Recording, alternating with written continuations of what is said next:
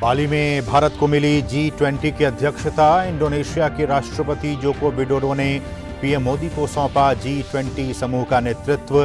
PM ने कहा, भारत की G20 अध्यक्षता होगी समावेशी और महत्वाकांक्षी।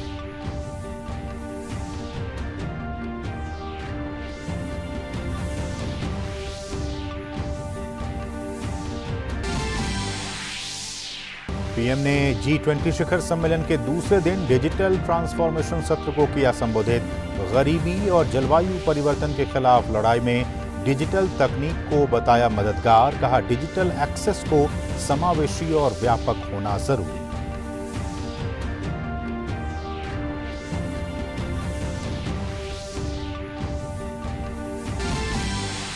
बाली में G20 सम्मेलन के बाद जारी घोषणा पत्र में भारत को मिली बड़ी राजनयिक सफलता। आज का दौर युद्ध का नहीं वाले पीएम के बयान को प्रमुखता से मिली जगह। सदस्य देशों ने वैश्विक खाद्य सुरक्षा के सामने पैदा चुनौतियों पर जाहिर की चिंता।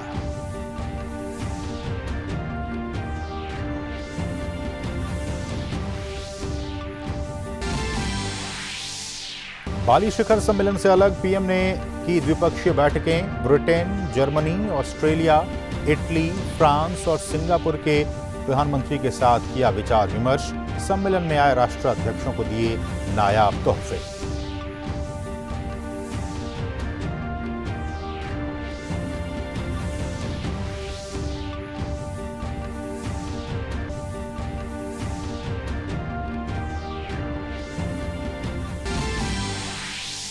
गुजरात के मुख्यमंत्री भूपेंद्र पटेल ने अहमदाबाद की घाटलोडिया सीट से भरा पर्चा। केंद्रीय गृह मंत्री अमित शाह रहे मौजूद। सूरत पूर्व से आम आदमी पार्टी उम्मीदवार कंचन जरीवाल के पर्चा वापस लेने पर पार्टी ने किया बवाल।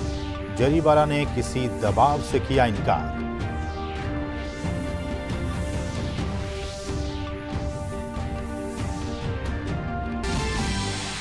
दिल्ली में एमसीडी चुनाव से पहले नई मुश्किलों में आम आदमी पार्टी। एमसीडी चुनाव में पैसे लेकर टिकट बांटने के आरोप में एसीबी ने केजरीवाल के विधायक के रिश्तेदार और पीए समेत 3 लोगों को किया गिरफ्तार। बीजेपी और कांग्रेस ने केजरीवाल पर साधा निशाना।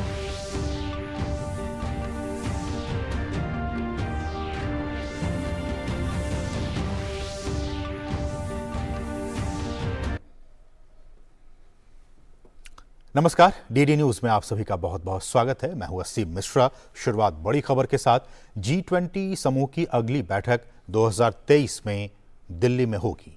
1 दिसंबर को भारत आधिकारिक तौर पर कार्यभार संभाल लेगा। इंडोनेशिया के राष्ट्रपति जोको विडोडो ने भारत को G20 की अध्यक्षता सौंपी। इस मौके पर पीएम ने कहा कि भारत की G20 अध्यक्षता समावेशी, महत्वाकांक्षी, निर्णायक और कार्रवाई उन्मुख होगी। G20 की अध्यक्षता ग्रहण करना हर भारतीय के लिए गर्व का अवसर है। हमारी कामना है कि आप सभी मदर ऑफ डेमोक्रेसी भारत में इस अद्वितीय उत्सव में सहभागी होंगे।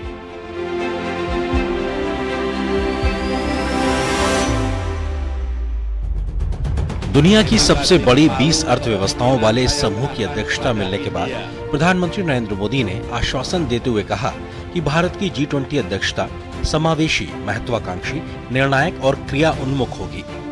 हालांकि भारत 1 दिसंबर से आधिकारिक तौर पर G20 की अध्यक्षता ग्रहण करेगा। G20 का जिम्मा भारत ऐसे समय में ले रहा है जब विश्व जियोपॉलिटिकल तनाव, आर्थिक मंदी और ऊर्जा की बढ़ती कीमतों और महामारी के दुष्प्रभावों से एक साथ जूझ रहा है और समूची दुनिया G20 की तरफ आशा भरी नजरों से देख रही है। ऐसे में वैश्विक चुनौतियों का मिलजुल कर समाधान निकालने का पीएम मोदी का आश्वासन आशा की किरण बन जाता है। वहीं इंडोनेशिया के राष्ट्रपति जोको विडोडो ने भारत को मित्र देश बताते हुए G20 ट्रोइका के रूप में हर संभव सहयोग देने का भरोसा दिया है। आज मैं ये आश्वासन देना चाहता हूँ कि भारत की G20 अध्यक्षता इंक्लूसिव, एम्बिशियस, डिसिसिव और एक्शन ओरिएंटेड होगी। अगले 1 साल में हमारा प्रयत्न रहेगा कि G20 नए विचारों की परिकल्पना के लिए और सामूहिक एक्शन को गति देने के लिए एक ग्लोबल प्राइम मूवर की तरह काम करे। I am sure, under the leadership of Prime Minister Modi, G20 will keep moving forward. As a friend of India and as a part of Troika, next year Indonesia is ready to support the success of Indo-India G20 presidency. प्रधानमंत्री नरेंद्र मोदी ने विकास के लाभ को सर्वस्पर्शी और समावेशी बनाए जाने पर जोर दिया है। पीएम मोदी ने कहा कि विकास के लाभों को समभाव से मानव मात्र तक पहुंचाना होगा। प्रधानमंत्री नरेंद्र मोदी ने कहा है कि वैश्विक विकास महिलाओं की भागीदारी के बिना संभव नहीं है। G20 एजेंडा में महिलाओं के नेतृत्व में विकास को प्राथमिकता देनी होगी। वैश्विक विकास महिलाओं की भागीदारी के बिना संभव नहीं है। हमें अपने G20 एजेंडा में वुमेन लेड डेवलपमेंट पर प्राथमिकता बनाए रखनी होगी। यह प्राथमिकताएं भारत की G20 अध्यक्षता की theme one earth, one family, one future में पूर्ण रूप से समाहित है। G20 के आउटकम डॉक्यूमेंट में सतत विकास, जलवायु चुनौती के खिलाफ वित्त पोषण, पोषक आहार और बहुउद्देशीय संस्थाओं में सुधार के प्रधानमंत्री मोदी के विजन को समाहित किया गया है। India worked constructively and cooperated with Indonesia and others towards this goal. You will find that some of the key outcomes in the outcome document reflect the priorities and vision of Prime Minister. इसके अलावा G20 संयुक्त घोषणा वक्तव्य में हाल के Ukraine रूस संघर्ष की पृष्ठभूमि में रूसी राष्ट्रपति व्लादिमीर पुतिन को प्रधानमंत्री नरेंद्र मोदी के संदेश आज का युग युद्ध का नहीं है को भी प्रमुखता से जगह दी गई है। इसे कूटनीतिक मंच पर भारत की बड़ी जीत माना जा रहा है। प्रधानमंत्री मोदी ने सितंबर में समरकंद में शंघाई सहयोग संगठन शिखर सम्मेलन के मौके पर एक द्विपक्षीय बैठक में रूस के राष्ट्रपति व्लादिमीर पुतिन को दिए अपने बयान में कहा था, आज का युग युद्ध का नहीं है। In terms of Prime Minister Modi's leadership, he's definitely shown here at the summit that he has the ability to use his soft diplomacy skills for the greater good. He has been saying previously this is no time for war, and the fact that there is going to be a communique with that language in there is a diplomatic win, a massive, massive diplomatic win. वहीं प्रधानमंत्री मोदी ने भी बाली शिखर सम्मेलन के पहले ही सत्र के दौरान दुनिया के मौजूदा घटनाक्रम को लेकर चिंता जाहिर की। उन्होंने यूक्रेन में संघर्ष विराम और डिप्लोमेसी पर वापसी की राह तलाशने का सुझाव दिया। ये भारत के लिए एक बड़ी कूटनीतिक जीत थी कि भारत की एक कंसेंसुअल और कंस्ट्रक्टिव अप्रोच बाली समिट के आउटकम डॉक्यूमेंट को निर्धारित कर सकी और इसी अप्रोच को लेकर भारत अगले साल की अध्यक्षता में जाना चाहेगा और ये सफर बाली से दिल्ली का ये तय करेगा कि अगले एक साल का विश्व का इकोनॉमिक या आर्थिक एजेंडा क्या हो। कैमरामैन स्मृति रंजन महापात्रा के साथ अमृतपाल सिंह, डीडी न्यूज, बाली। और बाली शिखर सम्मेलन में पीएम ने G20 की अध्यक्षता हासिल की तो एक के बाद एक तमाम द्विपक्षीय बैठकें कर दुनिया के बड़े देशों के साथ आपसी रिश्तों की मजबूती पर भी बातचीत की। कैसी रही ये सब कुछ बातचीत और चर्चा, देखते हैं इस खास रिपोर्ट में। प्रधानमंत्री नरेंद्र मोदी ने G20 शिखर सम्मेलन से इतर फ्रांस, ब्रिटेन, जर्मनी समेत कई अन्य देशों के नेताओं के साथ द्विपक्षीय मुलाकात की है।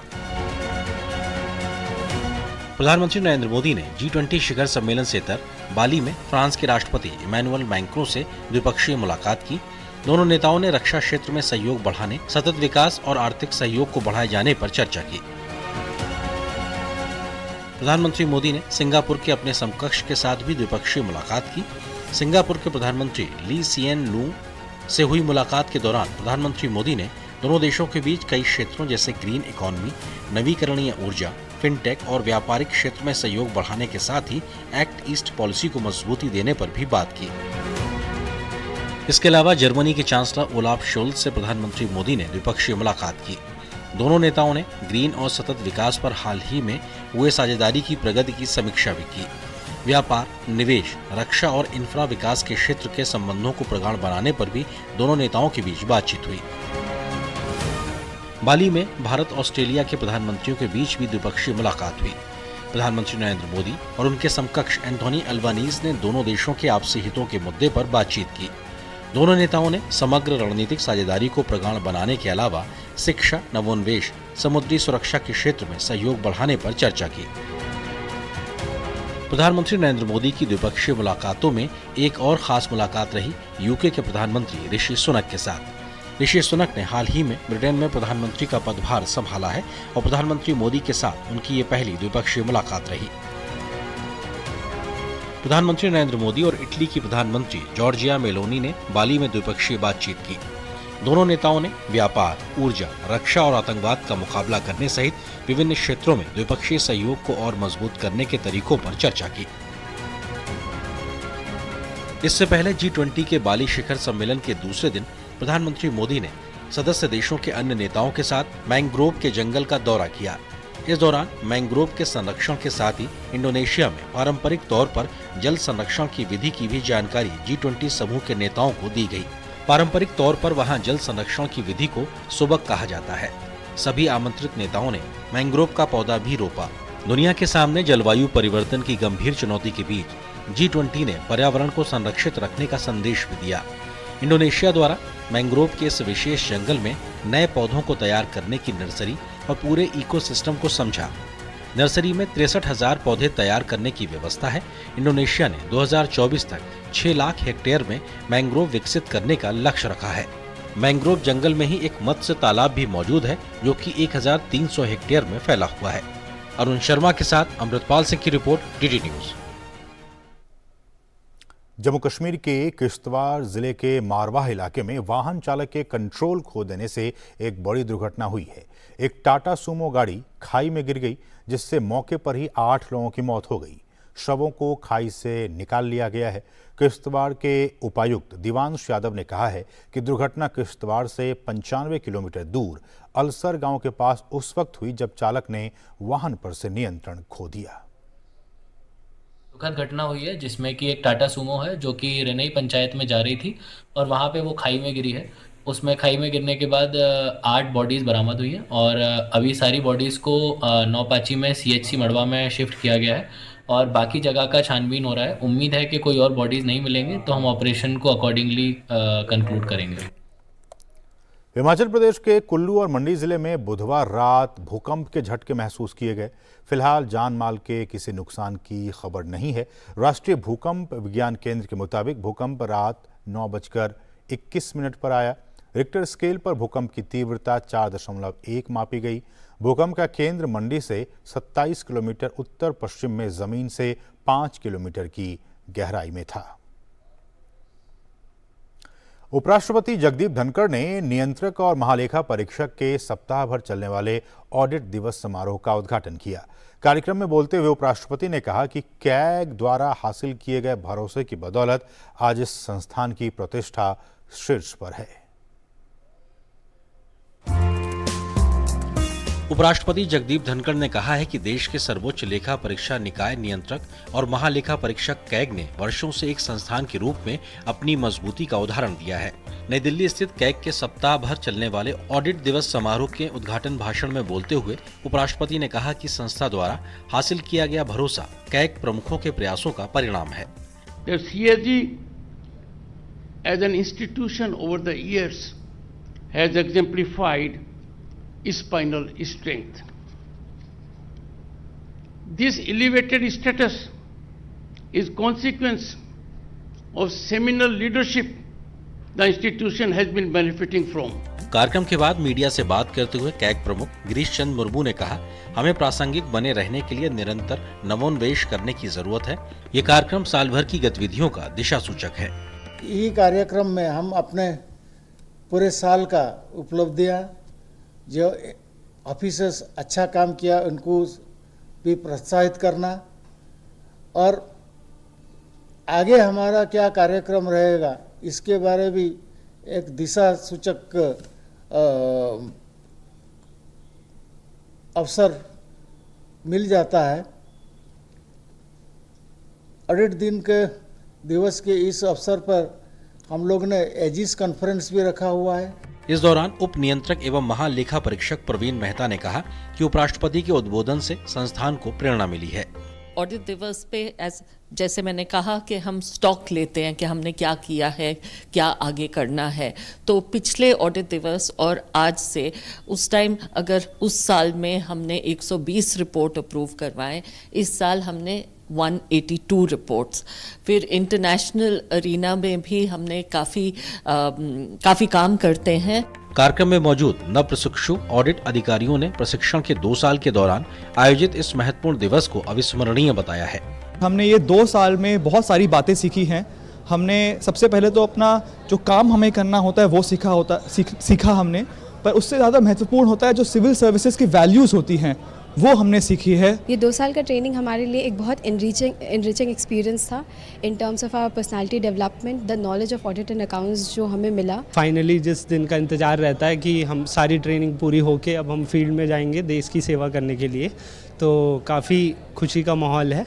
सब लोग इस दिन के लिए काफ़ी उत्साहित रहते हैं। इस मौके पर भारत के पूर्व कैग, राज्यों के महालेखाकार, केंद्र सरकार और भारतीय लेखा परीक्षा तथा लेखा विभाग के अधिकारी, कैग के लेखा परीक्षा सलाहकार बोर्ड के सदस्य मौजूद थे।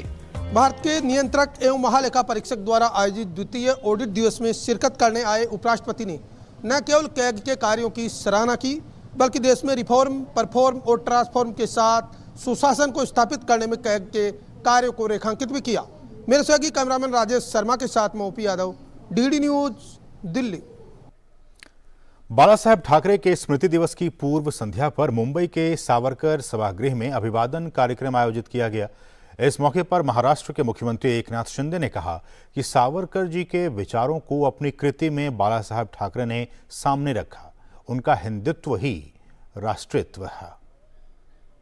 जे बाळासाहेबांचे विचार प्रत्यक्षात या ठिकाणी पायदळी तुडवत होते आणि हे आम्ही जास्ती काळ उघड्या डोळ्याने पाहू शकत नव्हतो। आणि म्हणून मगाशी रणजितरावांनी सांगितलं की बंड नाही क्रांती उठाव। हो, आम्ही बंड नाही क्रांती केली, उठाव केला।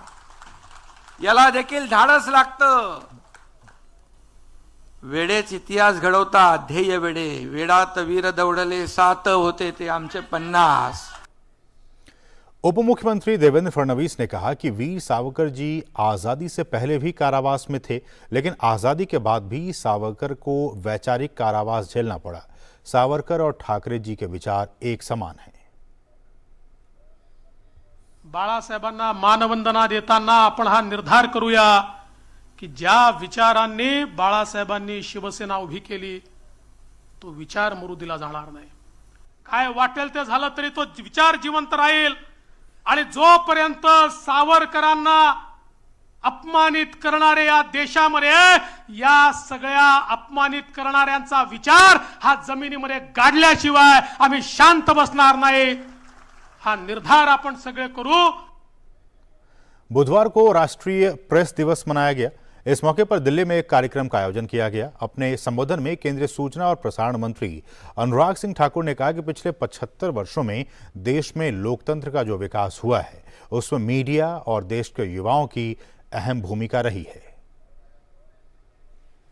Over the last 75 years, as democracy has flourished in our great nation, so has media. And as we are celebrating the 75th year of independence, Azadi Ka Amrit Mahotsav, I can see the young students who will be the stalwarts in the field of media to other fields. I'm sure you are going to contribute in large extent in the nation building process. And as Prime Minister rightly mentioned, we do not seek only rights, but we should also talk about the responsibilities. And youth being the largest stakeholder, I think you have a larger role to play in the nation building process. वहीं सूचना एवं प्रसारण राज्य मंत्री L Murugan ने कहा कि media लोकतंत्र का चौथा स्तंभ है और वो बेजुबानों की आवाज भी है।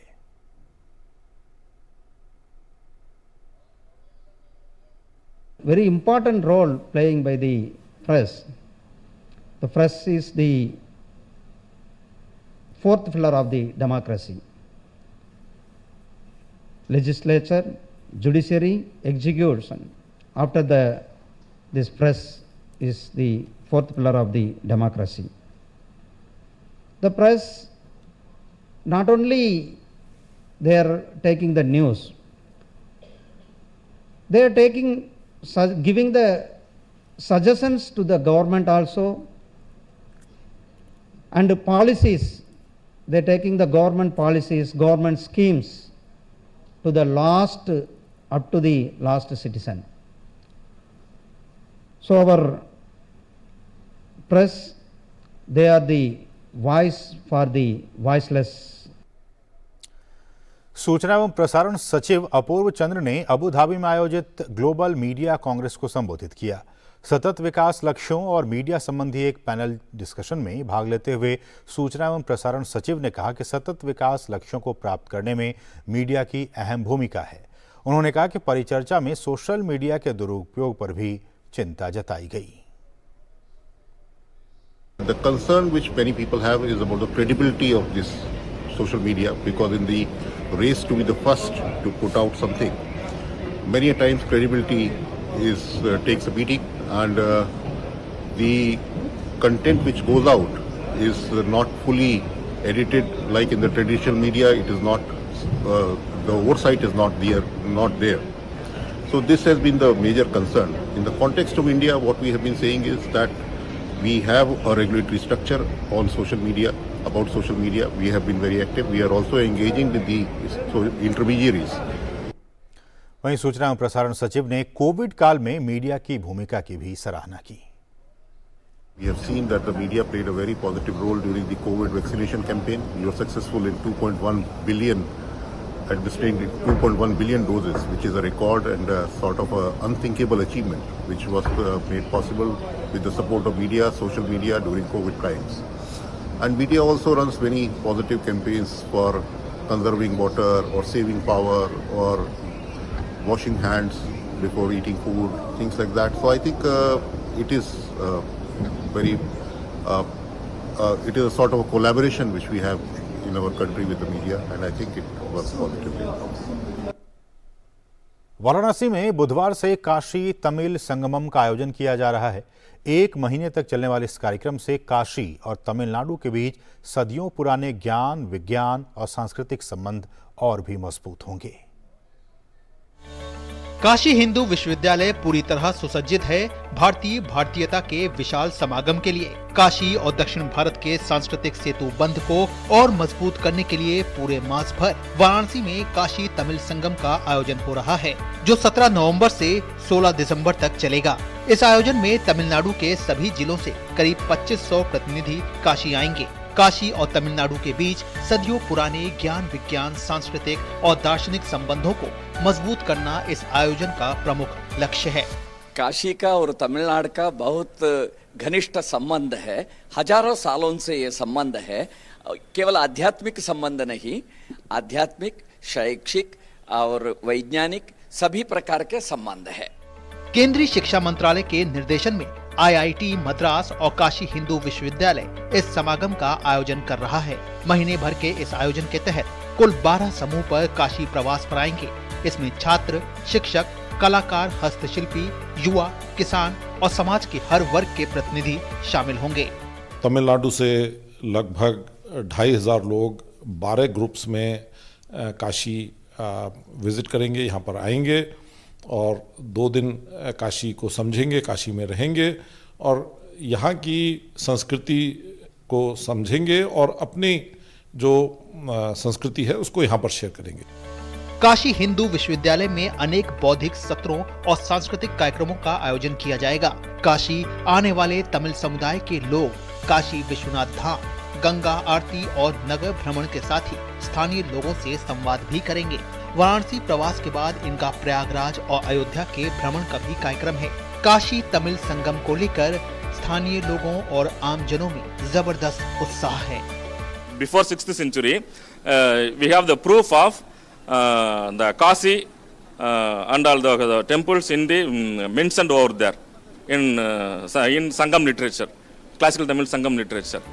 एक भारत श्रेष्ठ भारत की संकल्पना को साकार करता काशी तमिल संगम दोनों विशिष्ट संस्कृतियों की सदियों पुराने संबंधों को जोड़ने, खोजने और पुनर्व्याख्यायित करने का एक प्रयास है। अगले 1 माह तक काशी हिंदू विश्वविद्यालय में काशी तमिल संगमम होगा। निश्चित तौर से ये एक भारत श्रेष्ठ भारत की भावना को बलवती करेगा और यहाँ पर दिखेगा कि कैसे एक कुशल नेतृत्व में नए राष्ट्र का अभ्युदय हो रहा है, कैसे एक भारत श्रेष्ठ भारत के साथ सबल भारत और समग्र भारत बन रहा है। कैमरा पर्सन संदीप के साथ अश्विनी कुमार मिश्र, डीडी न्यूज, काशी हिंदू विश्वविद्यालय, काशी। उपभोक्ता इलेक्ट्रॉनिक्स और उपकरण निर्माता संघ का 43वां वार्षिक सम्मेलन दिल्ली में आयोजित किया गया। केंद्रीय मंत्री पीयूष गोयल ने वार्षिक रिपोर्ट जारी करते हुए कहा कि आज भारत दुनिया की तमाम कंपनियों के लिए निवेश की पसंदीदा जगह है। 1.4 billion people today, India provides the largest market opportunity available anywhere in the world. And that is what actually is my calling card, because of which the world today wants to engage with India. Why do you think suddenly the developed countries have also woken up to want to do free trade agreements or comprehensive economic partnerships? राजधानी दिल्ली के president polo ground पर president पोलो cup खेला गया। इस match में president bodyguard और lancer team के बीच मुकाबला खेला गया। इस मौके पर राष्ट्रपति द्रौपदी मुर्मू, उपराष्ट्रपति जगदीप धनखड़ और खेल मंत्री अनुराग सिंह ठाकुर मौजूद थे। राष्ट्रपति ने गेंद फेंककर मैच की शुरुआत की। लांसर की टीम ने मुकाबला 6-5 से अपने नाम किया। तो इसके साथ इस बुलेटिन में बस इतना ही। हमें दीजिए अनुमति। नमस्कार।